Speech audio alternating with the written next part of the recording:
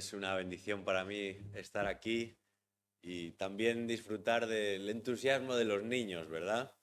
Tanto en su canción como en su participación. Pero realmente ha sido una bendición compartir este fin de semana. Traigo saludos de la Iglesia Redentor Madrid, donde tengo el privilegio de servir, y me llevo vuestros saludos de regreso en esta tarde cuando vuelva. Pero muchas gracias una vez más por la hospitalidad, la calidez, el cariño y el amor cristiano con el que me habéis tratado. Me voy muy animado de este tiempo y orando que el Señor siga prosperando su obra aquí en medio de vosotros. Vamos a pedir que Él vuelva a obrar de manera particular a través de su palabra. Vamos a orar, vamos a hablar con Dios. Padre Celestial, en esta mañana, reunidos en tu nombre y recordando la obra que Jesucristo ha hecho en favor nuestra, te alabamos y te damos gracias. Pero una vez más te pedimos que tú prosperes tu palabra, que tú la uses para traer verdad a nuestros corazones, que tú la uses para traer consuelo y dirección a nuestros corazones.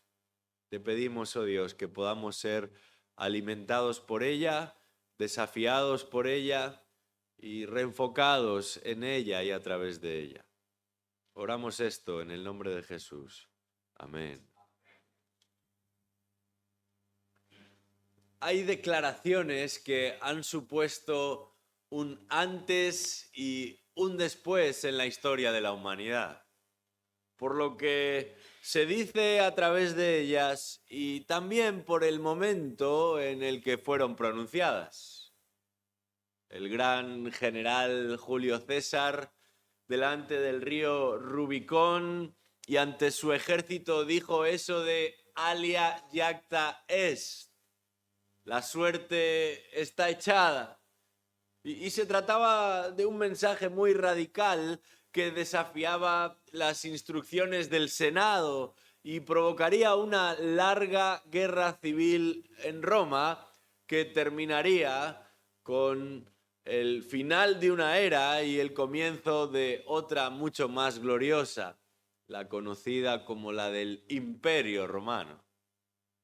Muchos siglos después, el activista político Martin Luther King, en la gran avenida de Washington, rodeado por más de 200.000 almas, dijo eso de yo tengo un sueño.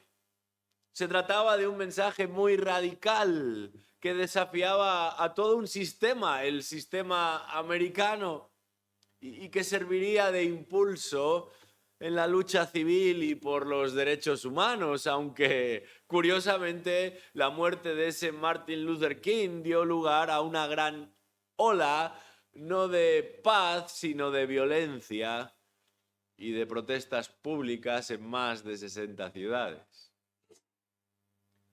Estas declaraciones, igual que muchas otras, no solamente han alcanzado una fama a nivel mundial, a nivel global, sino que se han convertido en eslóganes, en lemas que personas de distintos pueblos, de distinta realidad social, de diversa cultura, toman como consigna y como distintivo para defender sus ideas y sus intereses. En estos días hemos venido estudiando varias declaraciones de Jesús. Declaraciones de Jesús que también han pasado a la historia. Afirmaciones de Jesús que también fueron pronunciadas en momentos excepcionales y ante audiencias peculiares, aunque normalmente llena de infiltrados y de contrarios a la persona de Jesús. Pero a diferencia de todas las demás declaraciones, a diferencia de tantas y tantas y tantas frases célebres que abundan y se utilizan en redes sociales, lo que Jesús dijo no pretende ser simplemente un eslogan o una frase motivadora más. Hoy, de nuevo, Y por tercera vez en estos días nos acercamos a una de esas declaraciones de Jesús, que son mucho más que una muestra de ingenio de parte de Jesús. Cada uno de los llamados yo soy de Jesús nos descubren, nos revelan, nos exponen quién es Jesucristo. ¿Quién es Jesucristo y qué es exactamente lo que Él ha venido a hacer al mundo? Nos dan a conocer su obra por medio de mostrarnos a su persona. Y confirman que Jesucristo no es uno más entre muchos, es alguien único en el mundo. En esta mañana os invito a abrir vuestras Biblias al Evangelio de Juan, concretamente al capítulo 10 del Evangelio de Juan, y comenzaremos nuestra lectura en el versículo 10 de ese Evangelio, porque en este texto nos encontramos con 5 características de Jesús como ese buen pastor que todos necesitamos. 5 características que convierten a Jesús en alguien único, no solamente entre los demás pastores, sino en el mundo.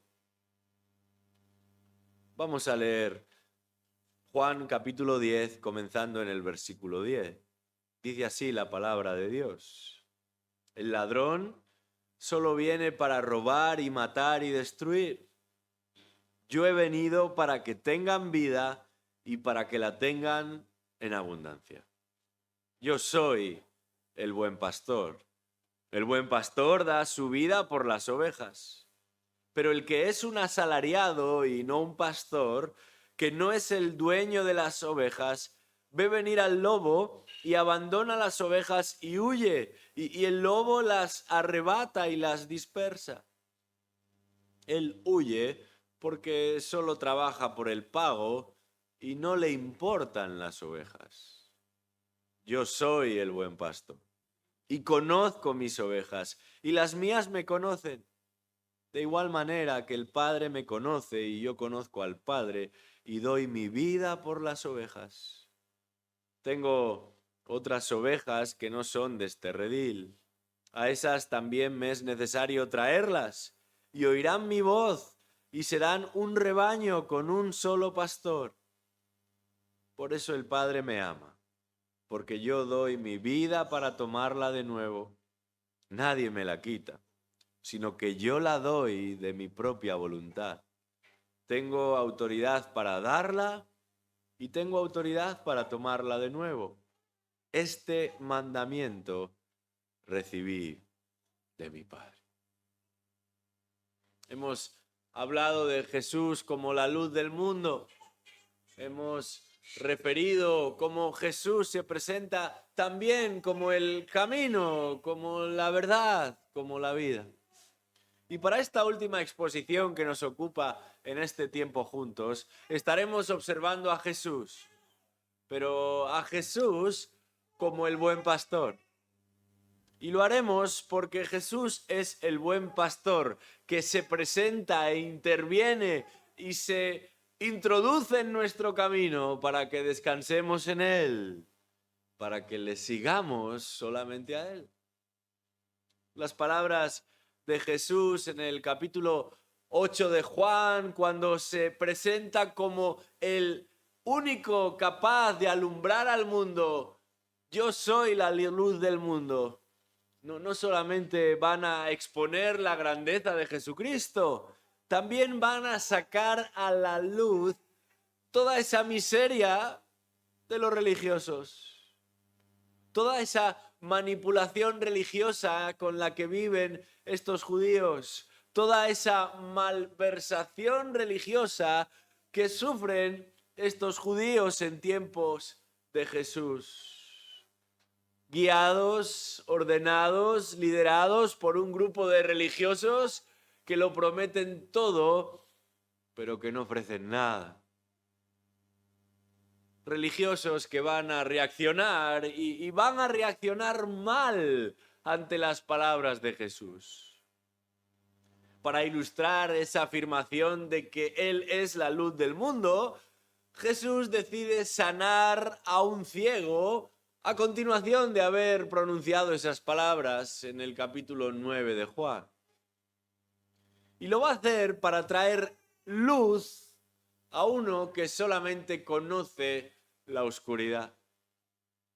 Y lo va a hacer y lo hace trayendo luz a uno que desde el día de su nacimiento solamente había experimentado oscuridad. Pero el resultado de este milagro de Jesús va a ser muy distinto al que cualquiera de los presentes hoy aquí esperaríamos. Después de haber dado vista a aquel ciego, Jesús no recibió ningún aplauso. Después de haber sanado a aquel hombre, no hubo vítores para Jesús. No hubo reconocimiento para Jesús. No hubo honores para Jesús, sino más bien desprecio hacia Jesús. Descalificaciones hacia Jesús.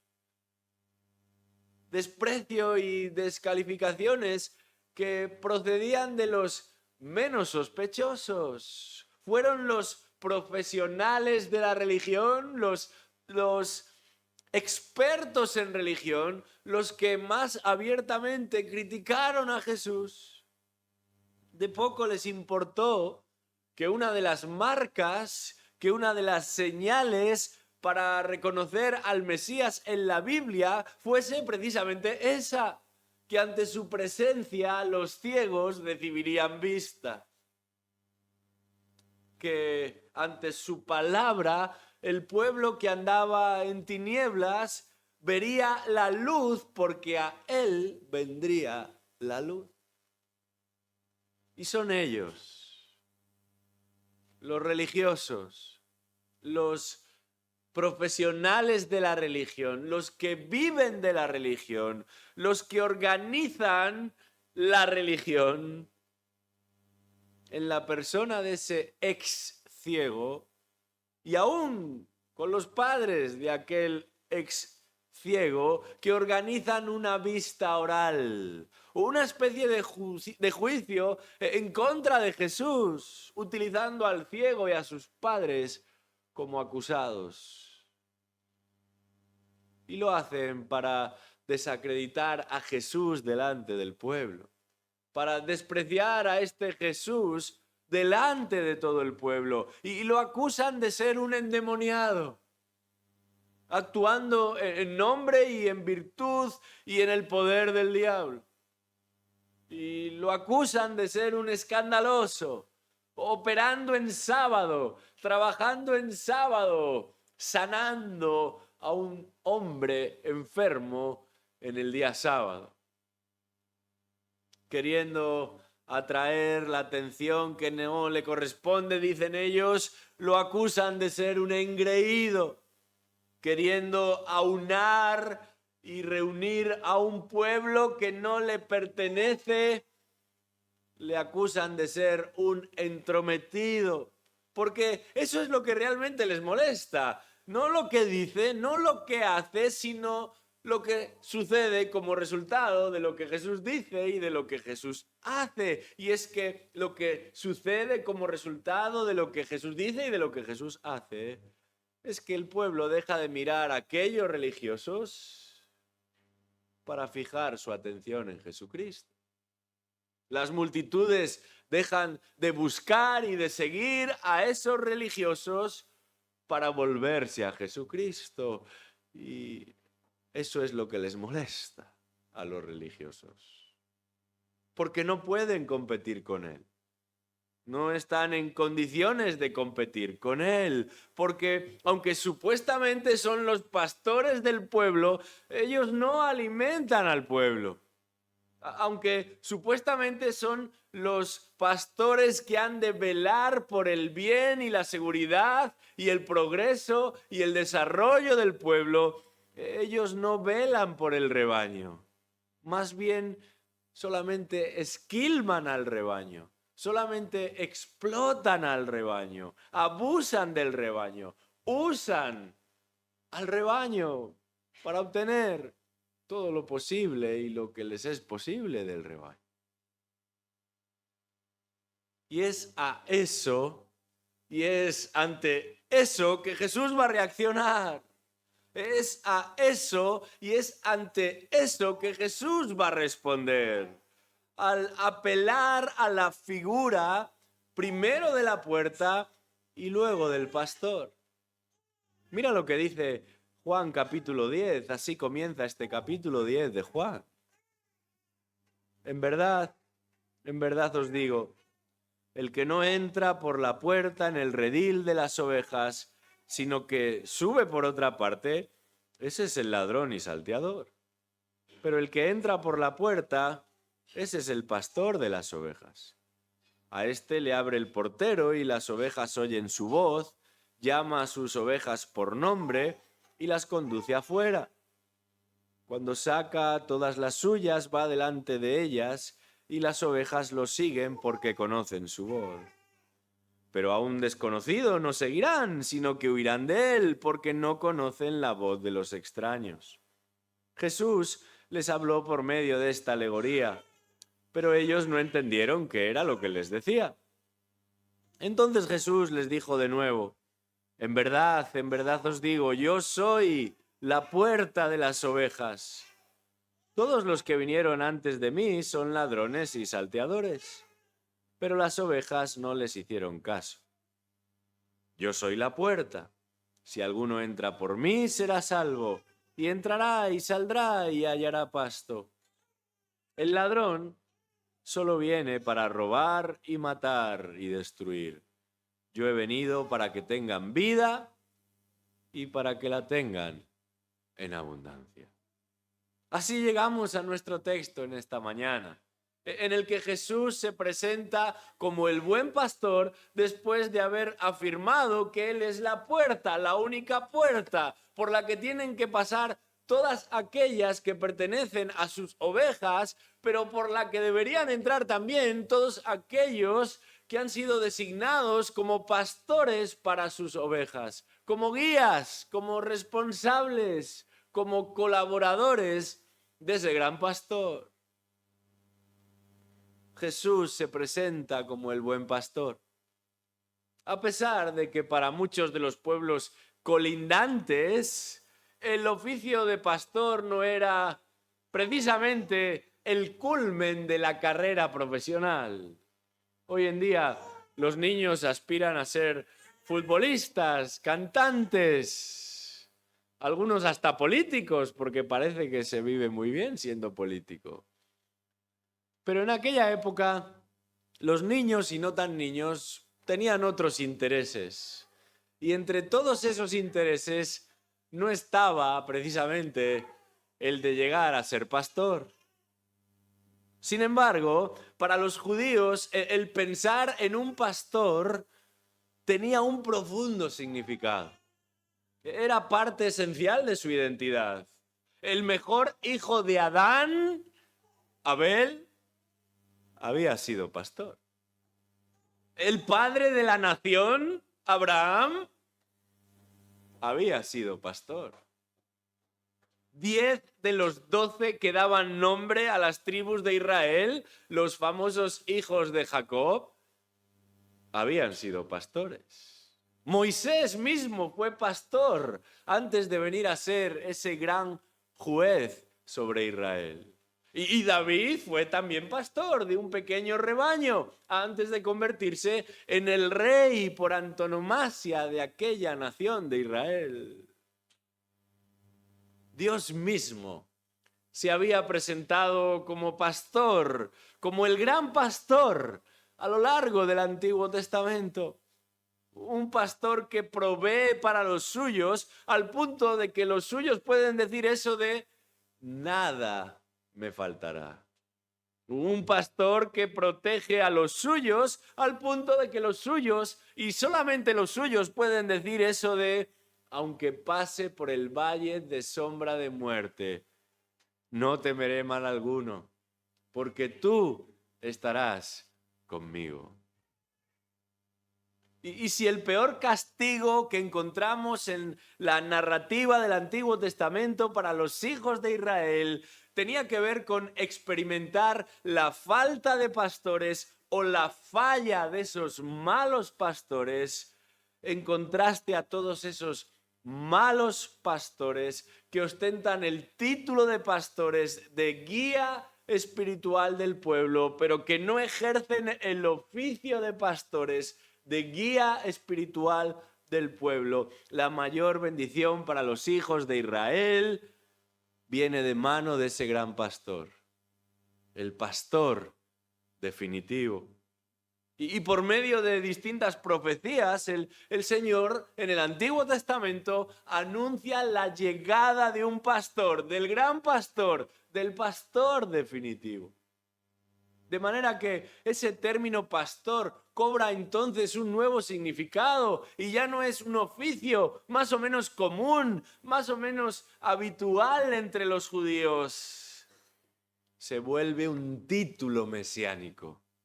Un título mesiánico que Jesucristo aquí reclama para sí.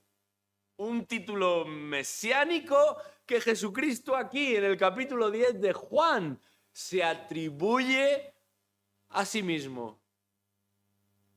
Eso que, por ejemplo, el profeta Ezequiel en el capítulo 34 de su libro había adelantado cuando dijo: libraré mis ovejas y ya no serán presa, juzgaré entre oveja y oveja, entonces pondré sobre ellas un pastor que las apacentará, mi siervo David. Él las apacentará y será su pastor. Eso que Ezequiel anunció muchos siglos antes. Es lo que Cristo está haciendo aquí. Es lo que Cristo está cumpliendo aquí.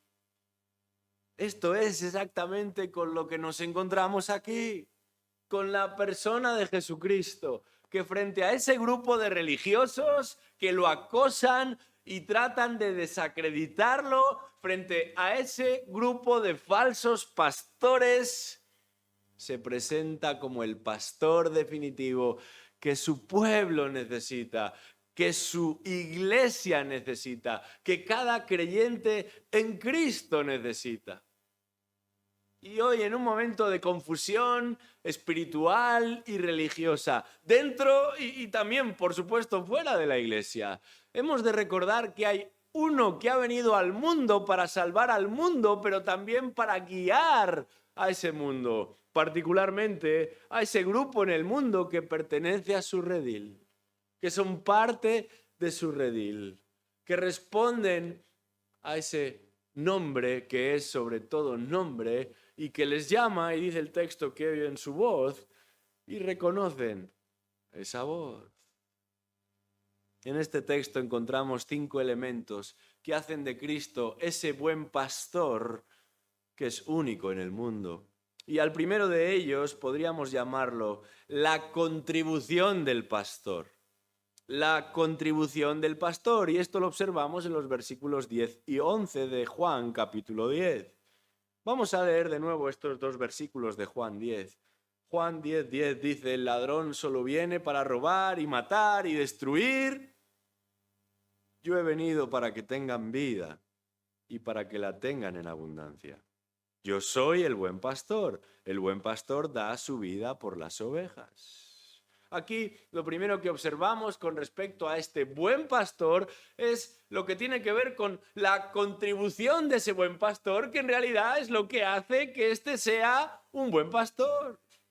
El contraste con los malos pastores salta a la vista. En estos versículos que ya hemos leído al comienzo del capítulo 10 de Juan, Jesús ha venido hablando de esos malos pastores, de esos corruptos que se llaman a sí mismos pastores, pero que no lo son.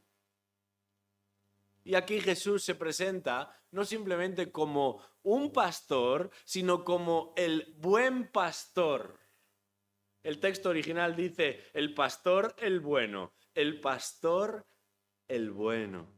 Para que no quede ninguna duda al respecto, él no es simplemente un pastor más entre tantos otros que ejercen su oficio. Él es el buen pastor.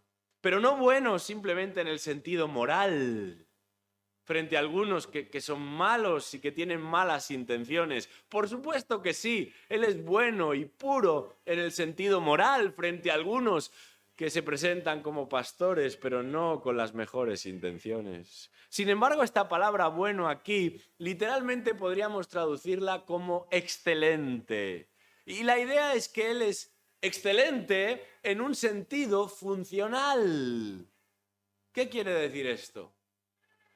Muchas veces comentamos unos y otros, unos con otros, el hecho de que cada vez quedan menos buenos profesionales. Uno tiene un problema en casa y no encuentra quien llegue a solucionarlo y llama al primer número que le salta ahí en la página de internet y el que llega es un chapuzas de primera categoría. Y no solamente no lo arregla, sino que lo deja peor de lo que estaba ya. Y decimos eso de ya no quedan buenos profesionales. Cada vez hay peores profesionales que sí, que se presentan con el título, que nos enseñan su tarjeta, que nos hablan de toda su experiencia, pero que no resuelven bien aquello por lo cual les hemos llamado, los hemos convocado. Pero Cristo aquí se presenta como el buen pastor porque cumple con su oficio de manera extraordinaria, excelente, solvente. Y cumple con su oficio de manera extraordinaria, excelente, solvente, eficiente, porque contribuye con su alma en lugar de las ovejas. Fíjate qué diferencia y qué gran contraste. Se hablaba de pastores malos que no solamente no aportan, sino que extraen de las ovejas. No solamente no suman, sino que restan y roban y matan y destruyen al final. Pero Jesucristo aquí se presenta como uno que contribuye en favor de las ovejas. Uno que suma, uno que añade aquello de lo que las ovejas carecen. Nosotros cada día más estamos muy desconectados con todo este mundo animal. Y hablábamos el otro día de si hay globo o no hay globo aquí en Bailén, de si uno llama y ya directamente le traen la comida a casa también aquí en Bailén, pero cada vez son más las personas que, vamos a decirlo así, se molestan lo menos posible por conseguir eso que van a comer, que van a disfrutar aún en la mesa. Y todo ese proceso, desde que el animal nace hasta que termina ya en el plato cocinado, cada vez nos resulta más extraño, más ajeno, más lejano. Pero para los judíos este asunto de las ovejas era su pan de cada día. Vivían rodeados de animales, criaban animales. Y por supuesto, comerciaban con animales, al igual que en la península ibérica durante siglos se comerciaba con animales. De hecho, parte fundamental de por qué España llegó a ser una potencia mundial precisamente respondió al hecho de cultivar animales y en particular a este tipo de animales, las ovejas. Ellos sabían lo que significaba el cuidar animales y en particular el cuidar ovejas, con el fin de obtener un beneficio de esas ovejas, con el fin de prosperar por medio y a través de esas ovejas. Pero el texto dice algo llamativo.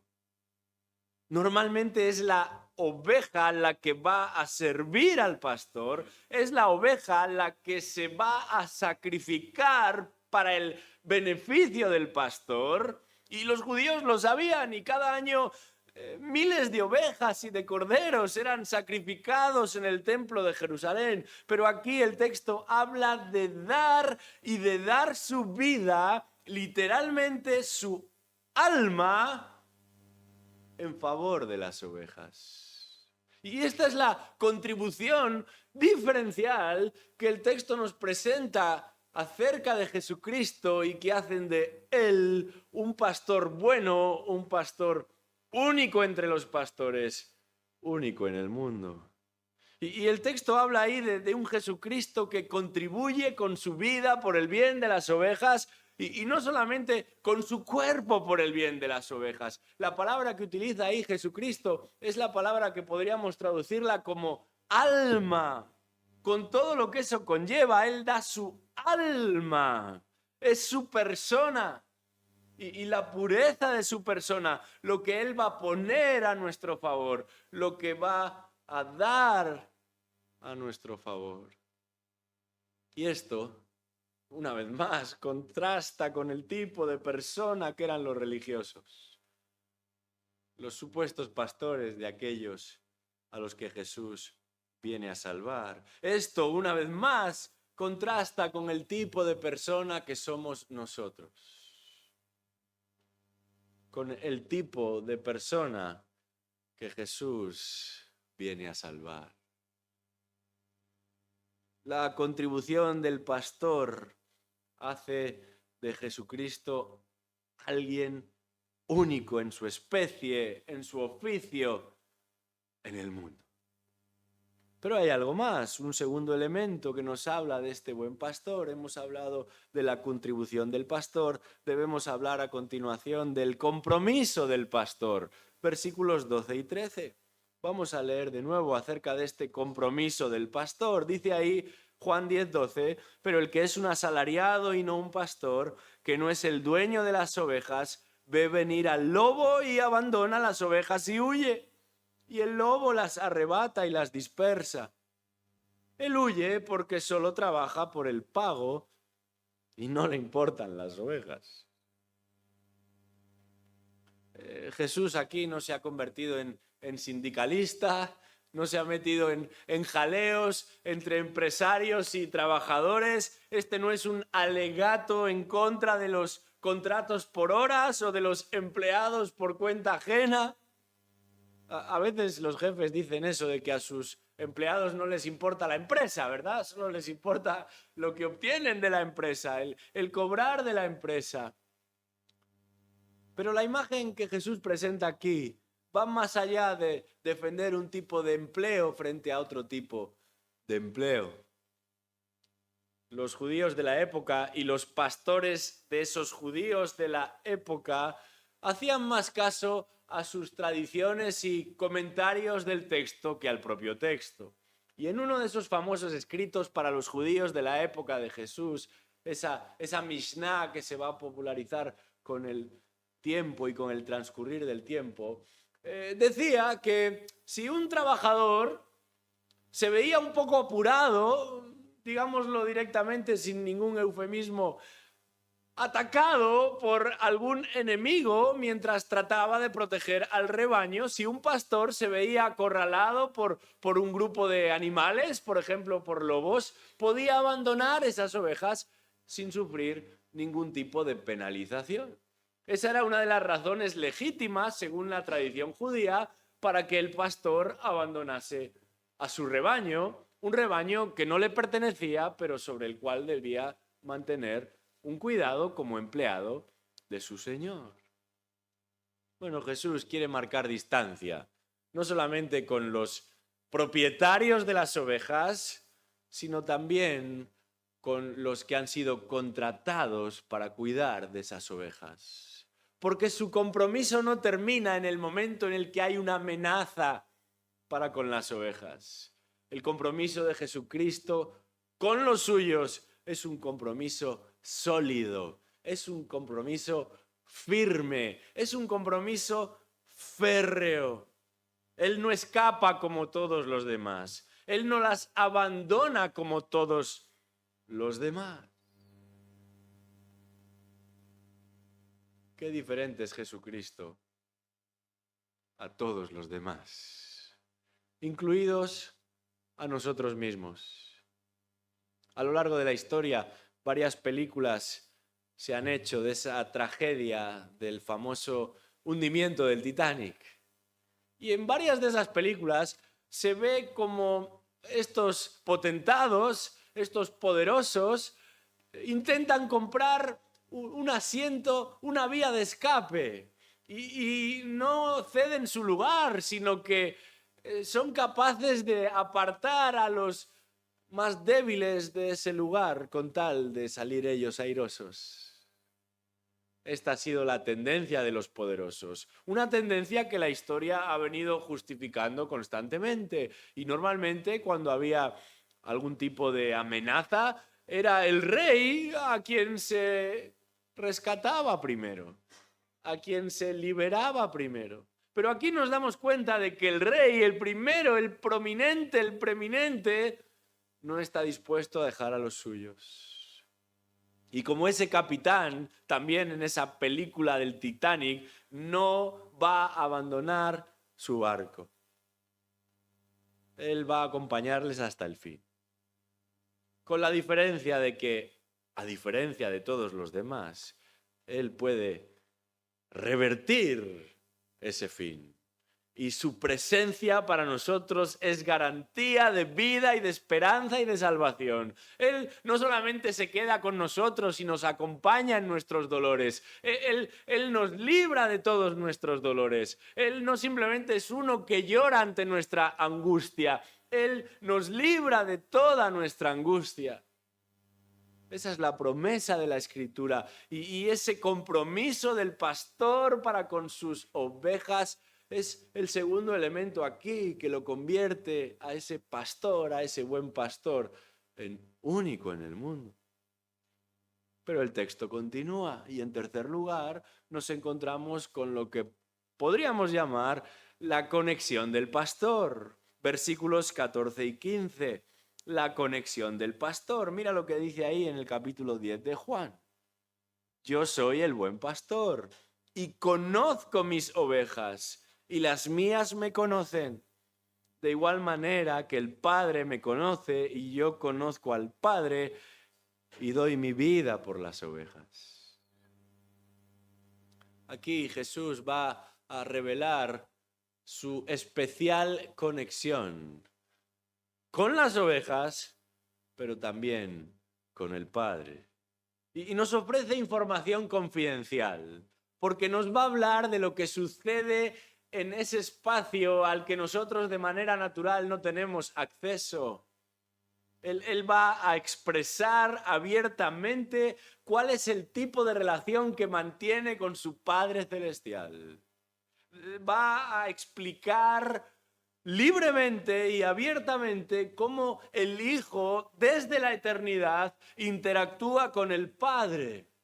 Esto que en términos teológicos se conoce como la relación filial entre el Padre y el Hijo, que sucede desde antes de que el mundo existiera, es lo que Jesucristo va a presentarnos aquí. Y nos habla de un conocimiento único entre el pastor y sus ovejas, del mismo modo que ese conocimiento único se da entre el Padre y el Hijo. Pero ese conocer del que nos habla el texto aquí no es lo que nos encontramos con uno que se acerca a la página de Wikipedia y encuentra información sobre un tema en particular. No se trata de datos, no es información a lo que Jesús se refiere aquí, sino intimidad. Se trata, dice Jesús, de una relación estrecha la que yo mantengo con mis ovejas, tan estrecha que solamente puede ser comparable a la que yo mantengo con mi Padre Celestial. Y la palabra que Jesús usa aquí y repite varias veces en los versículos 14 y 15 es la palabra conocer.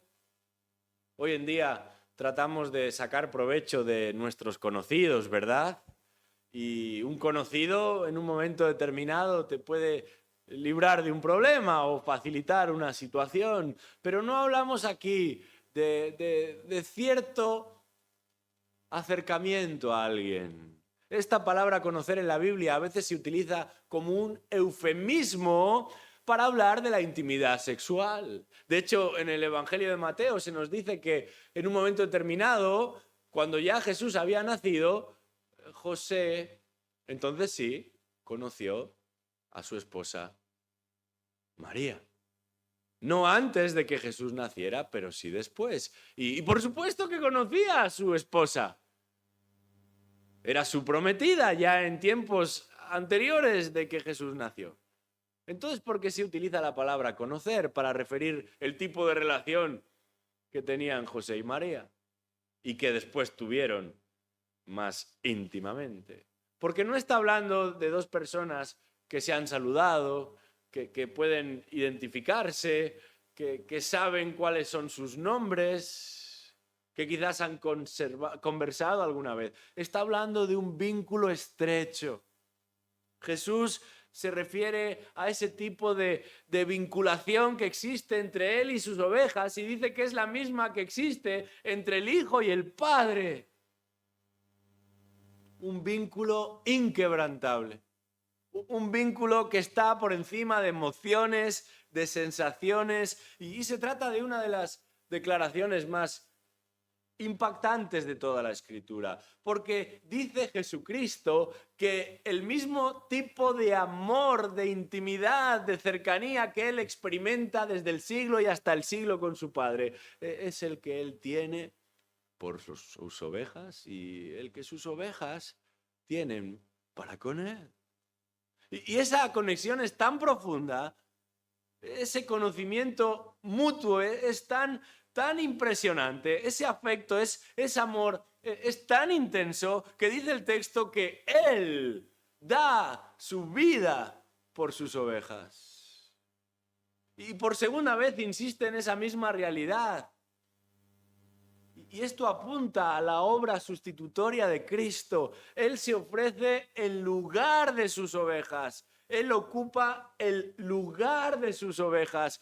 Él va a sufrir en lugar de sus ovejas. Y esto nos humilla. Y esto nos supera por igual. Porque de lo que Jesús está hablando aquí es de su amor exclusivo, extraordinario para con sus ovejas. Esto es el Evangelio. De tal manera amó Dios al mundo, dice la Escritura, que Él envió a su Hijo amado para que todo aquel que en Él crea no se pierda, sino que tenga vida eterna. Ese es el tipo de conexión que Jesús tiene para con sus ovejas. Ese es el tipo de conexión que hacen de Jesús un buen pastor, el mejor pastor, alguien único en el mundo. Hemos hablado de la contribución del pastor, hemos hablado también del compromiso del pastor, de la conexión del pastor. Y debemos hablar ahora de un cuarto elemento que este texto nos presenta acerca de este buen pastor, y no es otra cosa que el cometido del pastor.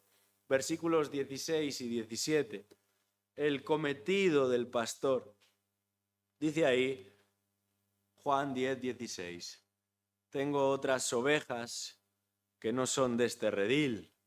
A esas también me es necesario traerlas, y oirán mi voz, y serán un rebaño con un solo pastor. Por eso el Padre me ama, porque yo doy mi vida para tomarla de nuevo. El cometido del pastor. Los religiosos están molestos con Jesús. Este es el punto de partida de esta conversación, de esta discusión, porque Jesús ha incluido a un ciego rebelde entre aquellos que se han beneficiado de su poder.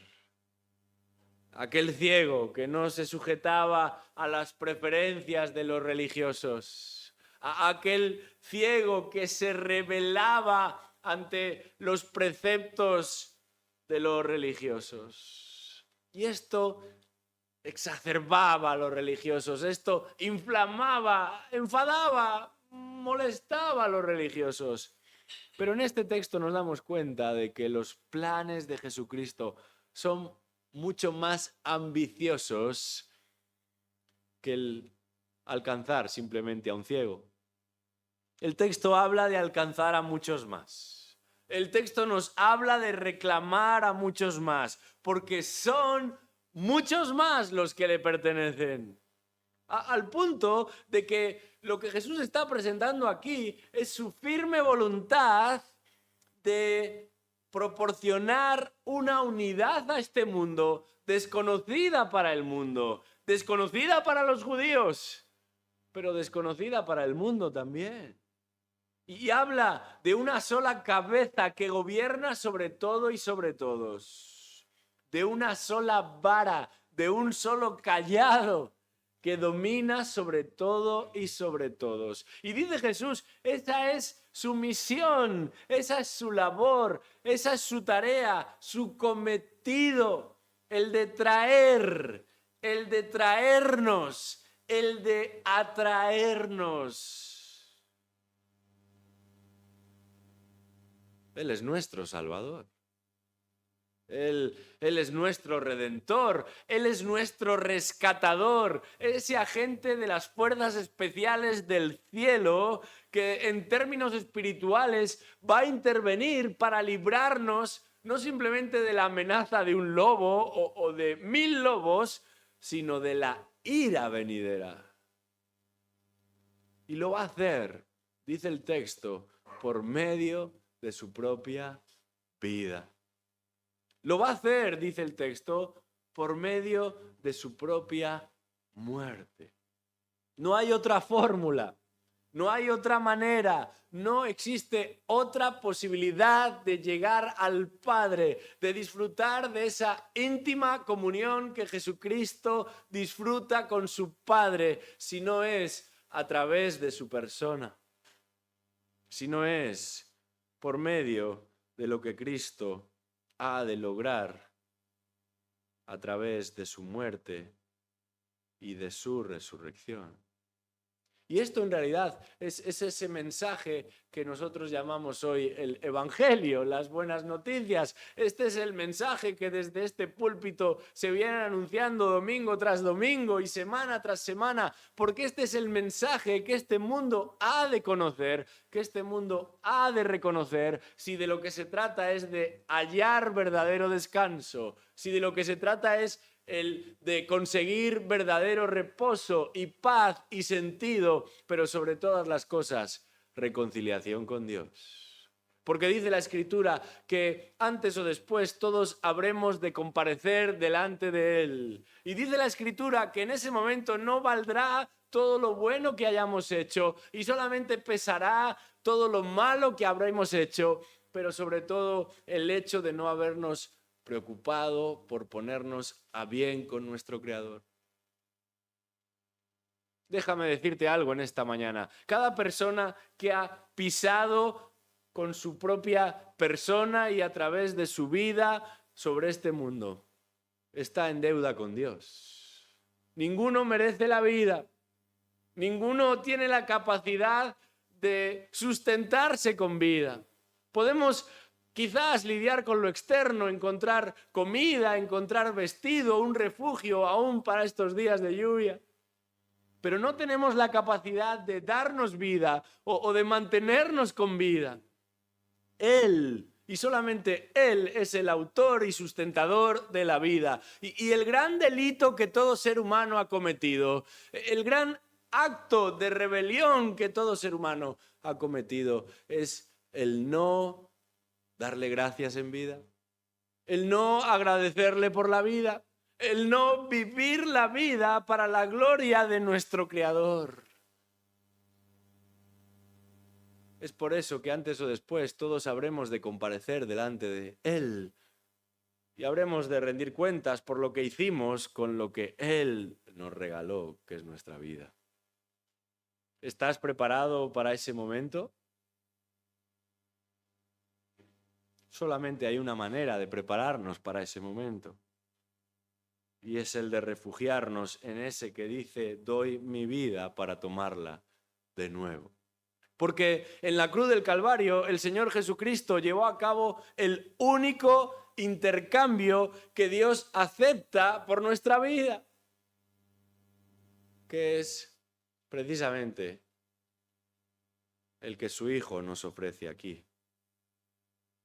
Y en ese sentido hay un quinto y último elemento para nosotros hoy aquí en este texto, y podríamos llamarlo la clarificación del pastor. Versículo 18, la clarificación del pastor. Dice ahí, nadie me la quita hablando de su vida, sino que yo la doy de mi propia voluntad. Tengo autoridad para darla y tengo autoridad para tomarla de nuevo. Este mandamiento recibí de mi Padre. Hay un término que se repite en este versículo 18 y es el término autoridad. Porque Jesús quiere dejar bien claro, quiere clarificar aquí que aunque son muchos los que hablan en nombre de Dios, no todos los que hablan en nombre de Dios, no todos los que actúan en nombre de Dios cuentan con su sello. Pero Jesucristo no es simplemente un representante de Dios. Se trata de Dios representándose a sí mismo. Y lo sabemos por cómo Él habla y por lo que Él hace, además de hablar. Cristo se presenta como un agente autorizado del cielo con plena autoridad. Autoridad aún sobre su propia persona. Normalmente los agentes autorizados, los embajadores, los representantes, tienen cierta cuota de autoridad, pero en última instancia han de rendir cuentas a alguien más. Jesucristo dice aquí que Él tiene plena autoridad sobre su persona, sobre su vida y aún sobre su muerte, pero que va a ejercer esa autoridad con la ternura y la bondad de uno que ama, de uno que cuida, de uno que vive y de uno que muere por los suyos. Normalmente, en manos de hombres y mujeres como tú y como yo, la autoridad, el poder, la vara de hierro es un elemento peligroso. El poder y la erótica del poder de la que hablamos tan a menudo ha seducido a muchos hasta convertir y hacer de ellos lo que nunca imaginamos. Y a veces se apela a eso de, no, yo no he cambiado, sigo siendo el mismo, he escalado, fíjate dónde ahora me siento, pero soy el mismo de siempre. Sabemos que no es verdad. No somos capaces de manejar la autoridad, el poder, y a veces hacemos un mal uso de ella, abusamos de ella. Pero Jesucristo dice aquí que con toda esa autoridad que Él tiene sobre sí mismo y sobre todos los demás, lo que recibimos es el perdón que no nos merecemos. Y confirma aquí que no fue simplemente un Judas el que lo entregó, no fueron unos religiosos judíos el que lo entregaron, no fueron simplemente unos romanos los que lo crucificaron. Su sacrificio fue voluntario. Él lo diseñó, Él lo articuló y Él lo consumó. Dice la Escritura que Él nos salvó a nosotros cuando estábamos muertos en nuestros delitos y pecados, y lo hizo por medio de su vida y por medio de su muerte. Y por 2 veces habla de que Él da su vida y la toma de nuevo, porque este es el plan de Dios desde el principio. No es un accidente, no es un plan B, no es un error, no es que se le ha ido de las manos esto de venir al mundo para salvar al mundo. Jesús anunció su muerte a sus discípulos mucho tiempo atrás de morir. Pero Jesús anunció su resurrección a sus discípulos mucho tiempo antes también de morir. Él habló de la vuelta a la vida a sus discípulos, porque un Mesías que muere no puede ser simplemente el Mesías, a menos que también resucite. Jesús aquí se presenta como el buen pastor y lo hace para que descansemos en Él, para que le sigamos a Él. Y esto es lo que necesitamos como creyentes. Esto es lo que necesitamos como iglesia. Este es el privilegio de los creyentes y el privilegio de cada iglesia. Y no necesitamos mirar a otro ni esperar a otro. En una época en la que tantos se erigen como la solución definitiva a nuestros problemas, también espirituales, también en el mundo evangélico, también en la iglesia evangélica, Jesucristo sigue siendo el buen pastor. No necesitamos mirar a otro, no necesitamos esperar a otro. Y aún aquellos que sirven como pastores, que han sido comisionados por el Señor, estarán siendo buenos pastores siempre y cuando nos apuntan a ese buen pastor. Estarán siendo diligentes como pastores si ellos también nos llevan a mirar a este buen pastor. Uno que murió, pero que también resucitó y que dice la Escritura que regresará. Y lo hará no solamente para volver a repetir lo que él ya ha dicho, sino para atraer de manera definitiva a todos aquellos que realmente forman parte de ese gran redil. Que el Señor permita que todos los que estamos aquí, como dice el texto ahí más adelante en el capítulo 10, escuchemos su voz, reconozcamos su voz y sigamos su voz, porque dice el texto: mis ovejas oyen mi voz y las conozco y me siguen, y yo les doy vida eterna y jamás perecerán y nadie las arrebatará de mi mano. Porque ese gran pastor, ese buen pastor, vino a ser tratado como una oveja, vino a ser castigado como una oveja, vino a ser maltratado como una oveja, vino a morir como una oveja por las ovejas. Pero dice la Escritura que un día él verá la aflicción de su alma, esas heridas que sufrió en la cruz del Calvario, y quedará satisfecho. Gracias a Dios por ese buen pastor que su vida da por sus ovejas. Vamos a orar. Señor y Padre Celestial, te alabamos en este día porque tú eres el buen pastor que su vida da por sus ovejas. Y es en virtud de esa vida que nosotros podemos decir que tenemos vida y esperanza de vida eterna. Yo te pido, Dios, que nos volvamos a ti, que regresemos a ti, que nos humillemos delante de ti, que te busquemos a ti, que te esperemos a ti, que te sigamos a ti, porque tú eres nuestro buen pastor. En el nombre de Jesús te damos las gracias. Amén.